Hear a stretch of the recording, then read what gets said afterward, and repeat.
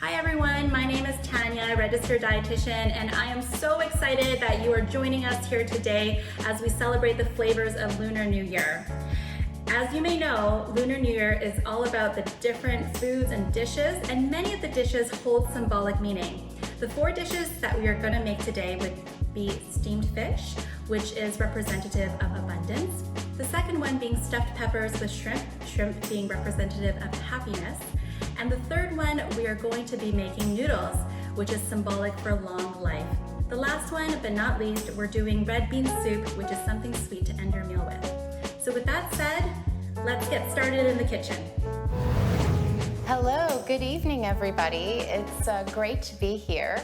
My name is Dani Renouf and I'm a registered dietitian. It's such a pleasure to be celebrating Lunar New Year with you in this amazing way, cooking together. I'm here with my wonderful co-host, dear friend and colleague Anja Webster, registered dietitian, and our very special guest, Tanya Choy, registered dietitian and expert in everything related to Asian cookery, cuisine. She'll go through everything from nutritional benefits of the foods that we're going to make to their cultural symbolism and history. So we're just so excited to have her here with us. Thank you so much for being here. Anja, what are we cooking tonight? Okay, so I'm glad you asked. So today we're going to be starting off the night with preparing a sweet red bean soup, and then we're going to go on into our Chinese stuffed peppers. Then we'll move on to some long life noodles, and we'll finish the night with a braised fish.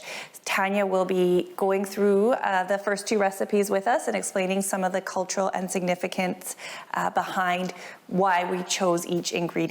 Tanya, we're going to hand over to you to get started. Yeah, we're gonna start this dinner off with dessert first because it does take the longest to make. But at the end of most Chinese banquets or at the end of each meal, we'll probably want something sweet. And so you will find red bean soup at the end of most meals.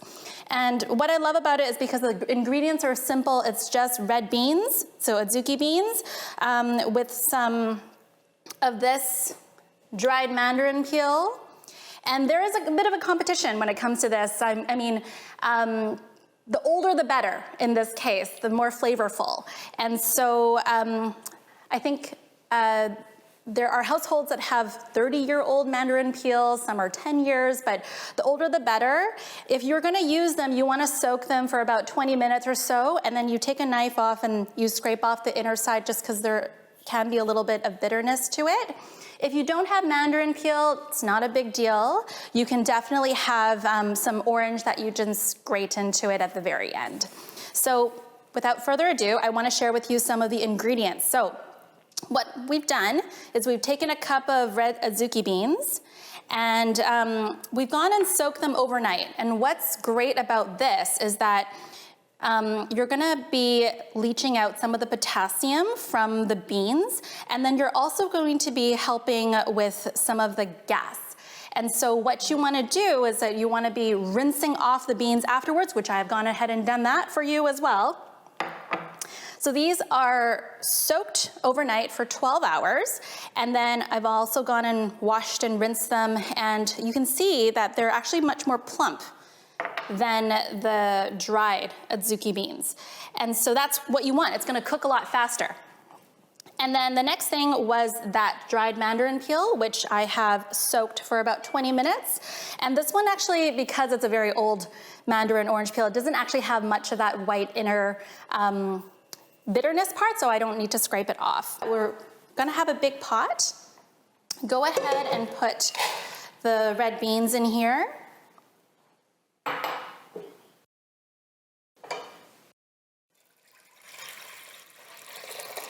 Can people use red bean paste if they have not soaked the red beans overnight?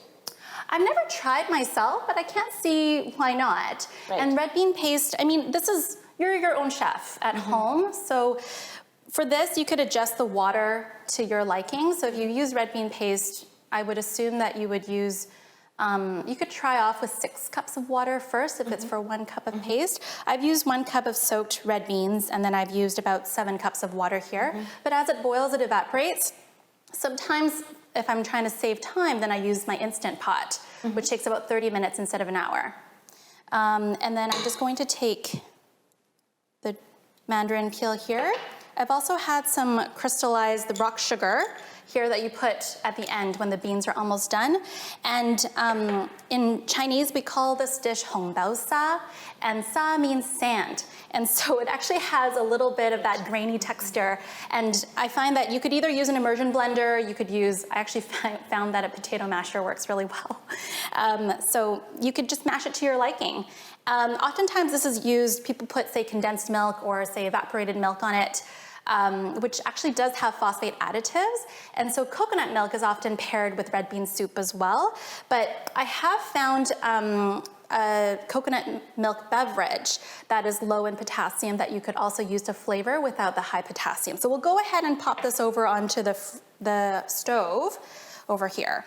So one thing that's kind of cool about using orange zest, right, or lemon zest, is that it's actually the fat in the zest that's creating a lot of flavor. And so that's how you can build flavor into the foods that you're eating, like zesting lemon or zesting citrus, without any problems, right, for your health. We're just gonna let it boil, and then once it comes to a boil, we're just gonna turn it down to a simmer. Okay. And then we want it down to a simmer so that the beans are still dancing in the water. Okay, So we're gonna go ahead perfect. and do that, and I like to keep the lid ajar so that it doesn't boil okay. over. So we'll just wait for it to boil. Okay, sounds great. Okay. So once you've finished making this dish, it looks like what you've got there Yes. for us, right? Yeah. If you want it to be a little bit more thick, you can have less water. Yeah, And then so if it's you- kind of thickish, yeah. Yeah.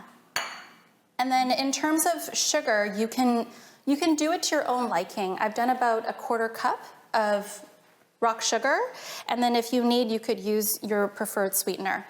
Wonderful. And how do you serve it with the coconut milk?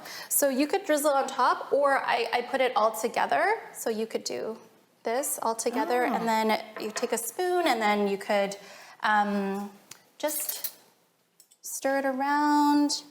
And then actually in the summertime, if you have this with some crushed ice and some coconut beverage, it actually tastes really good put together. And what are some of the nutritional benefits of this dish? Like we always, as dietitians, love to tout nutrition, right? Yeah, so in one serving, you've got 3 grams of fiber, and not a lot of desserts can tout that.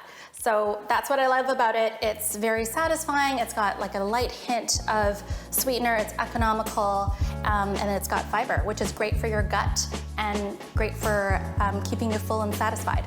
Wonderful. Thank you so much. This recipe is so simple, and it's just so beautiful. The colors are so rich, and it's high in nutrition. So I hope everyone will give it a try.